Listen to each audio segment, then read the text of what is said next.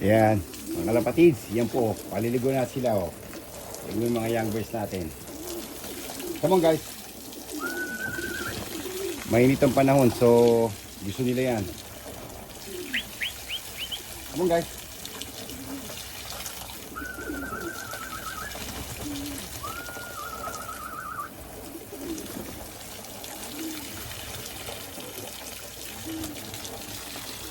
Come on. Let's go guys.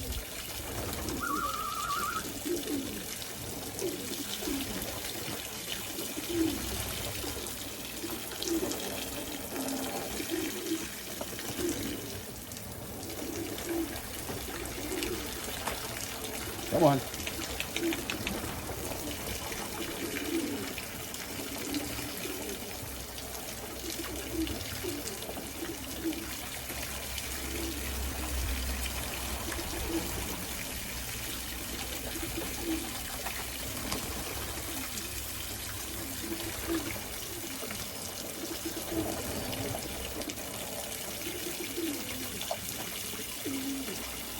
Good. Come on.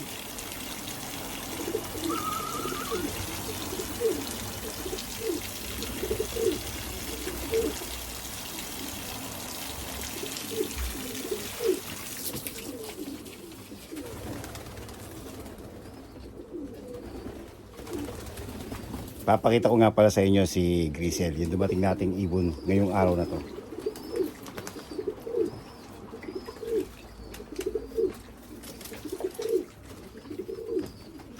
Ito po siya. Ito yung Grisel natin. Oh. Ang lola po nito ay 3 times Federation winner. 4 na beses lang ni-race yung ibon na yon. And then she won, I think nasa 24th amalgamation. And now, yung may-ari nito, nabalitaan namin na nagpo-produce ng maraming winners ang lola niya. So, with different cocks. Hindi ko alam kung ano nangyari sa ibon na to. Ayan, hinugasan ko na siya eh. Ang dami niyang oil sa paa. Tinanggal ko na yung red rubber niya. Ayan po, ito po yung ring number niya, no? Si 48012. Ayan. Yung kapatid niya nandito, checker naman. Ayan. Ito po. Yung nanay nito ay ang kapares po ni Big Boy at the moment. Si Big Boy po ang kapares. Medyo may amoy yung ibon natin. So, hayaan ko lang, pakawalan ko yan para maligo rin. Come on.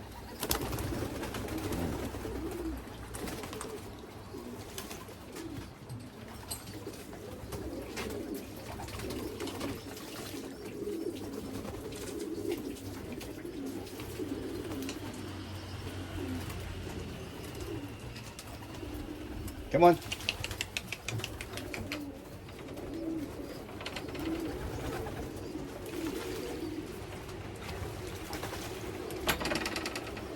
Come on.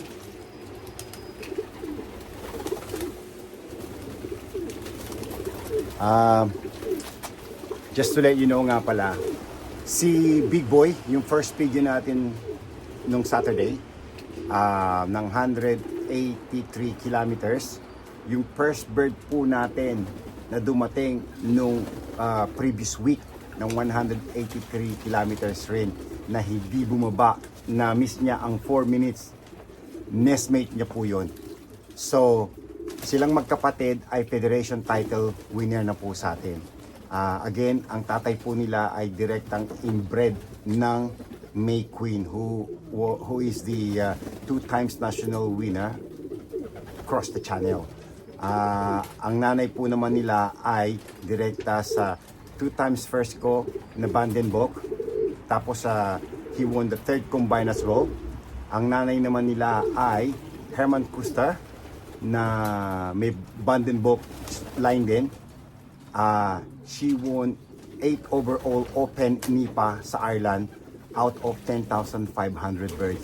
So, sana fingers crossed magtuloy-tuloy yung magkapatid na yan, ano, huwag lang magkamali sana kasi yun ang pagkakamali, young birds yan, ano? So hindi natin alam kung anong gagawin nila. It's just up to me now, tutulungan ko sila, so supportahan natin ng mga young birds natin up to the end. sana naman yung mga support ang ibigay ko, ibigay naman nila sa akin yung resulta. Yun lang po.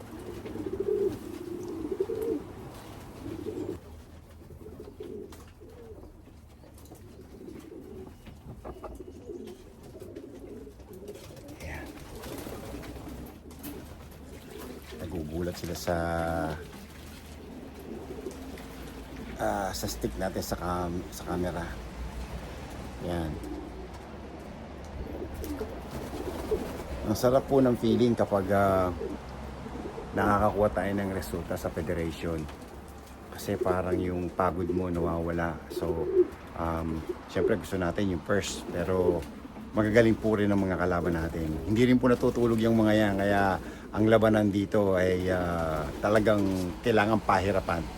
You need to do your best.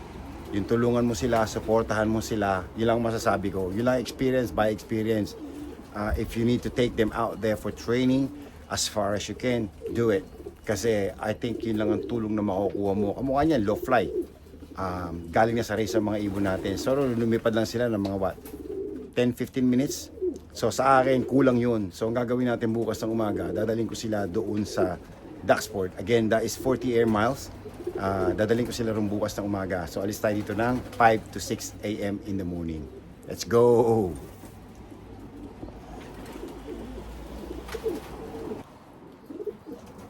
Ayan natin sila siguro dito mga... It's now about 12:30 p.m. So ang gagawin ko, hayaan ko lang sila siguro mga 2 hours. Ilinisin ko lang yung loft nila. And then hayaan ko lang sila maglipad-lipad dyan. You know, kung gusto, gawin nila yung gusto nila. Tapos mamaya pakainin natin sila ng masarap na pagkain. So, let's go!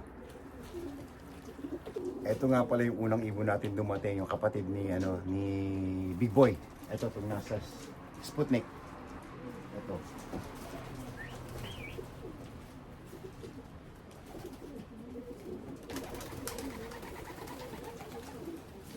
Siya rin po pala ang nakakuha nung